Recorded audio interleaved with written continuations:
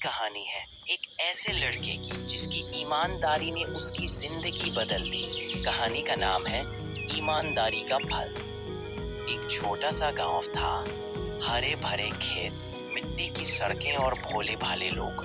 उसी गांव में रहता था रामू, एक गरीब लेकिन ईमानदार लड़का। एक दिन स्कूल जाते समय रामू को रास्ते में एक बटुआ मिला। उसने बटुआ उठाया और देखा, उसमें बहुत सारे पैसे थे और एक पहचान पत्र भी। इतने सारे पैसे, लेकिन ये मेरे नहीं है, किसी और के हैं। मुझे इसे लौटाना चाहिए। रामू बिना समय गंवाए बटुआ लेकर गांव के प्रधान जी के पास पहुंचा।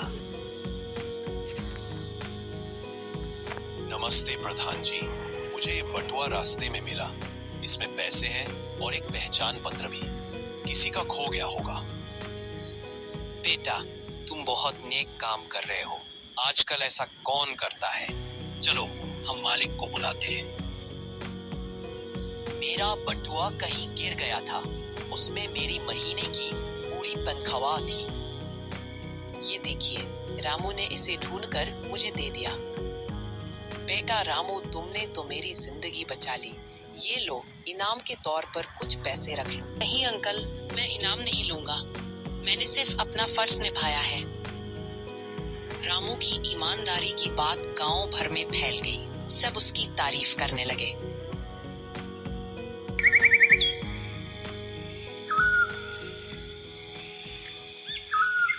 कुछ ही दिनों बाद शर्मा जी ने रामू के पिता को अपनी दुकान में नौकरी दे दी और रामू को शहर के अच्छे स्कूल में दाखिला भी दिलवाया। रामू की सच्चाई और ईमानदारी ने उसकी जिंदगी बदल दी। सचमुच ईमानदारी का फल मीठा होता है।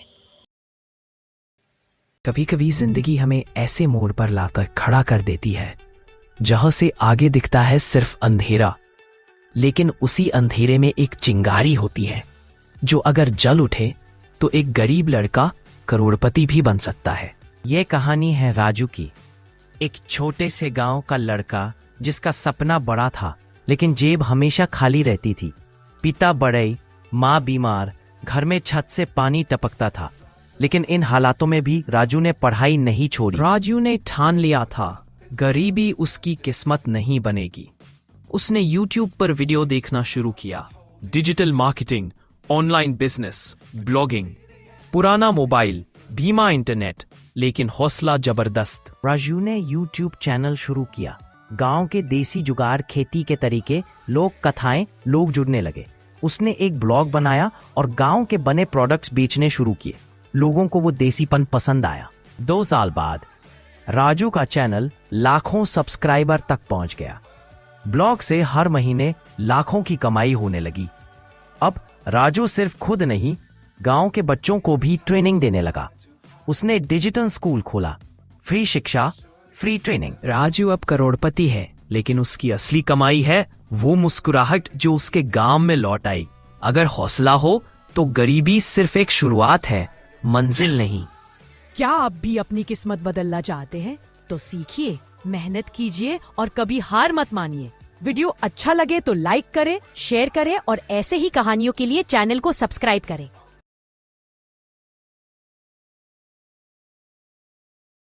शुरू होती है एक छोटे गांव में।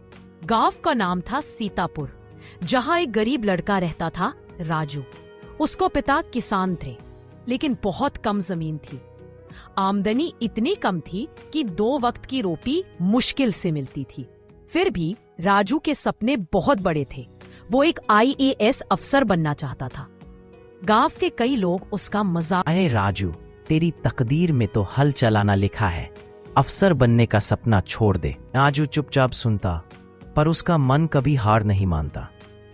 सुबह खेत में पिता के साथ काम करता और शाम को एक पेड़ के नीचे बैठकर पढ़ाई करता। उसके पास किताबें भी कम थीं, लेकिन मेहनत भरपूर थी। एक दिन किस्मत ने करवट ली। राजू की मां बीमार हो गई।